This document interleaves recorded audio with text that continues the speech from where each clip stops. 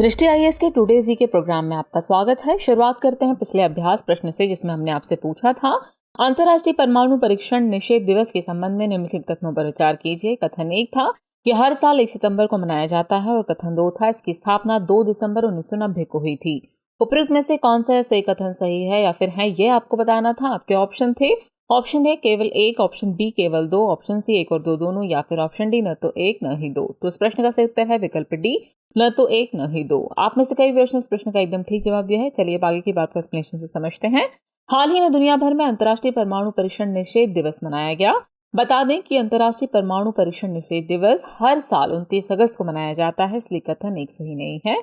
इसकी स्थापना 2 दिसंबर 2009 को संयुक्त राष्ट्र महासभा के 64वें सत्र में की गई थी, इसलिए कथन 2 सही नहीं है।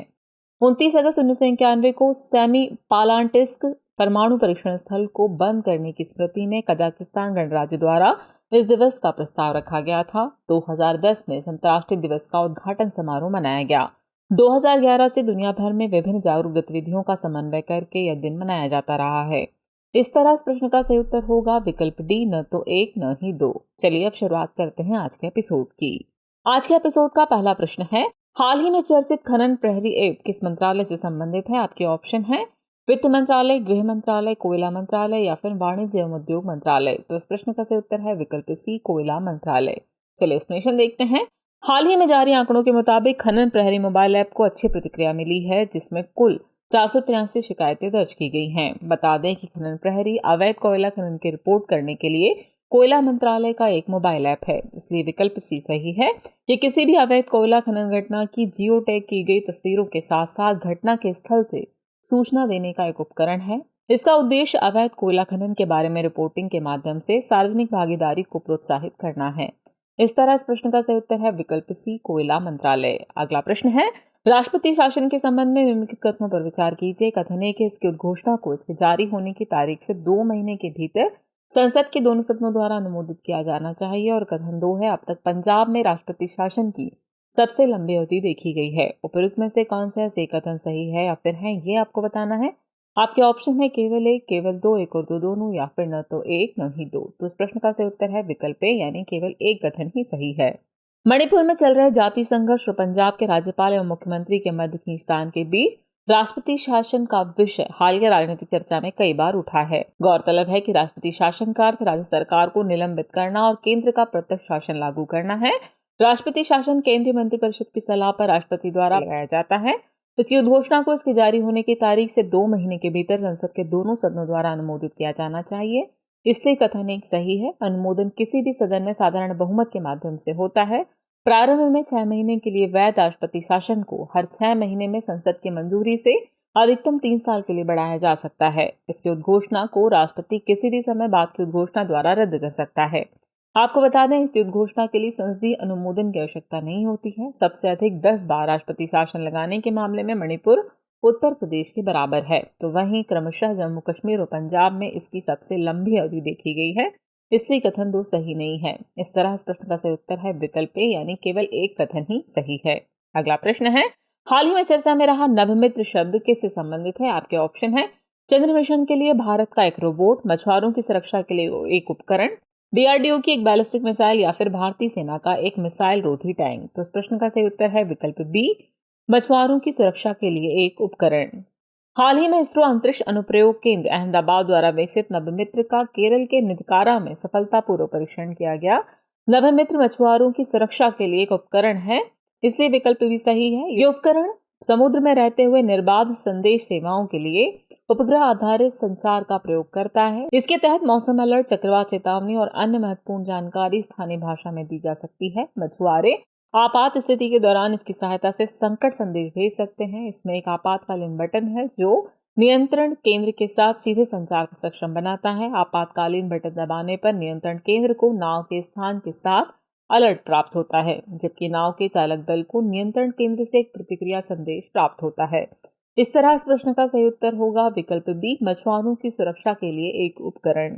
अगला प्रश्न है, केंद्रीय अन्वेषण ब्यूरो यानी कि सीबीआई के संदर्भ में निम्नलिखित कथनों पर विचार कीजिए। कथन 1 है यह दिल्ली विशेष पुलिस स्थापना अधिनियम 1946 द्वारा शासित है।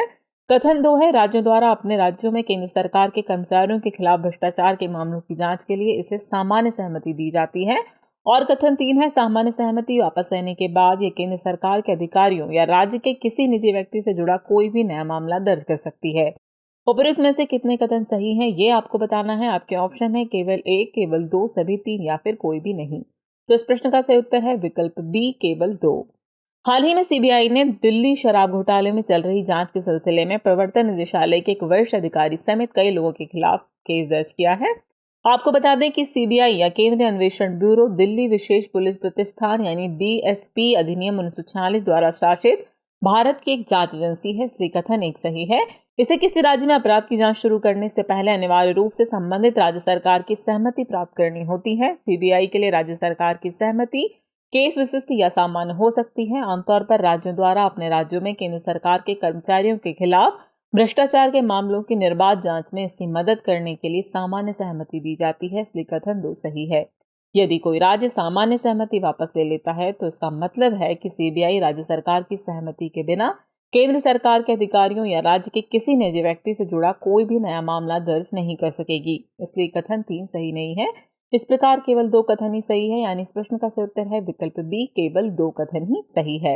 अगला प्रश्न है, ये एक विश्व धरोहर स्थल है जो great Indian one horn rhino के लिए प्रसिद्ध है। इसे 1974 में राष्ट्रीय उद्यान और 1985 में यूनेस्को द्वारा विश्व धरोहर स्थल घोषित किया गया था। उपरोक्त अनुच्छेद किस राष्ट्रीय उद्यान के बारे में बात करता है, यह आपको बताना है। आपके ऑप्शन है Namdapha national park, Kanchenjunga national park, Kaziranga national park या फिर नामेरी नेशनल पार्क। तो इस प्रश्न का सही उत्तर है विकल्प सी, काजीरंगा नेशनल पार्क। 1 सितंबर से मुख्य वन संरक्षण डॉक्टर सोनाली घोष काजीरंगा राष्ट्रीय उद्यान की पहली महिला फील्ड निदेशक होंगी। आपको बता दें कि काजीरंगा राष्ट्रीय उद्यान असम राज्य में एक प्रमुख संरक्षित क्षेत्र है। यह असम का सबसे पुराना उद्यान है जो उत्तर में ब्रह्मपुत्र नदी और दक्षिण में कार्बी आंगलोंग पहाड़ियों के साथ 430 वर्ग किलोमीटर के क्षेत्र में फैला है। ये एक विश्व धरोहर स्थल है जो great Indian one horn rhino के लिए प्रसिद्ध है। इसे 1974 में राष्ट्रीय उद्यान घोषित किया गया है, जबकि 1985 में इसे यूनेस्को द्वारा विश्व धरोहर स्थल घोषित किया गया था। यहाँ एक सींग वाले गेंडों की दुनिया की सबसे बड़ी आबादी के साथ बाघ, हाथी और भालू सहित कई स्तनधारी और हजारों पक्षी रहते हैं। इस तरह इस प्रश्न का सही उत्तर है विकल्प सी, यानी काजीरंगा नेशनल पार्क। अगला प्रश्न है, राष्ट्रीय लघु उद्योग दिवस के संदर्भ में निम्नलिखित कथनों पर विचार कीजिए। कथन 1 है, यह हर साल 29 अगस्त को मनाया जाता है। और कथन 2 है, ये पूरे देश में छोटे व्यवसायों को प्रोत्साहित करने के लिए समर्पित एक वार्षिक उत्सव है। उपयुक्त में से कौन सा ऐसे कथन सही है या फिर है, ये आपको बताना है। आपके ऑप्शन है केवल 1, केवल 2, 1 और 2 दोनों या फिर न तो 1 न ही 2।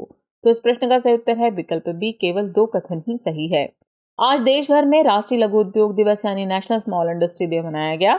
बता दें कि भारत में हर साल 30 अगस्त को राष्ट्रीय लघु उद्योग दिवस मनाया जाता है, इसलिए कथन 1 सही नहीं है। ये दिवस भारत में छोटे उद्योगों के महत्व को उजागर करने के लिए मनाया जाता है, क्योंकि लघु उद्योग देश के आर्थिक विकास में महत्वपूर्ण भूमिका निभाते हैं। इसका उद्देश्य लघु उद्योगों को बढ़ावा देना और बेरोजगारों को रोजगार के अवसर उपलब्ध कराना है। ये पूरे देश में छोटे व्यवसायों को प्रोत्साहित करने के लिए समर्पित एक वार्षिक उत्सव है, इसलिए कथन 2 सही है, यानी इस प्रश्न का सही उत्तर है विकल्प बी, केवल 2 कथन ही सही है। अगला प्रश्न है, हाल ही में चर्चित मैजिक राइस किस राज्य से संबंधित है? आपके ऑप्शन है असम, गुजरात, मणिपुर या फिर नागालैंड। तो इस प्रश्न का सही उत्तर है विकल्प ए, असम। हाल ही में असम के मैजिक राइस ने अपनी उत्कृष्टता के लिए भौगोलिक संकेत यानी जीआई टैग प्राप्त किया है। बता दें कि मैजिक राइस मूल रूप से अर्ध चिपचिपा शीतकालीन चावल है। इसे चाकुआ चावल के नाम से भी जाना जाता है। यह असम की पाक विरासत का एक हिस्सा है और शक्तिशाली अहोम राजवंश के सैनिकों का मुख्य भोजन रहा है। चावल की इस अनोखी किस्म को दही, चीनी, गुड़ और केले के साथ खाया जाता है। इसकी खेती ब्रह्मपुत्र नदी के आसपास यानी असम के कई हिस्सों जैसे तिनसुकिया, धेमाजी, डिब्रूगढ़ आदि में की जाती है, इसलिए विकल्प सही है, यानी इस प्रश्न का सही उत्तर है विकल्प ए, असम।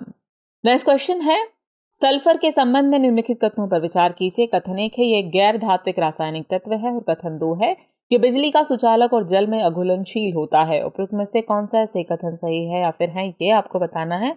आपके ऑप्शन है केवल 1, केवल 2, 1 और 2 दोनों या फिर न तो 1 न ही 2। तो इस प्रश्न का सही उत्तर है विकल्प ए, केवल 1 कथन ही सही है। हाल ही में भारत के चंद्र रोवर प्रज्ञान ने चंद्रमा के दक्षिणी ध्रुव के पास सल्फर की पुष्टि की है। आपको बता दें कि सल्फर एक गैर धात्विक रासायनिक तत्व है, इसलिए कथन 1 सही है। शुद्ध सल्फर एक स्वादहीन, गंधहीन, भंगुर ठोस होता है जिसका रंग हल्का पीला होता है। यह बिजली का कुचालक और जल में अघुलनशील होता है, इसलिए कथन 2 सही नहीं है। सल्फर सबसे अधिक प्रतिक्रियाशील तत्वों में से एक है। यह सोने और प्लेटिनम को छोड़कर सभी धातुओं के साथ प्रतिक्रिया करता है, जिससे सल्फाइड बनता है।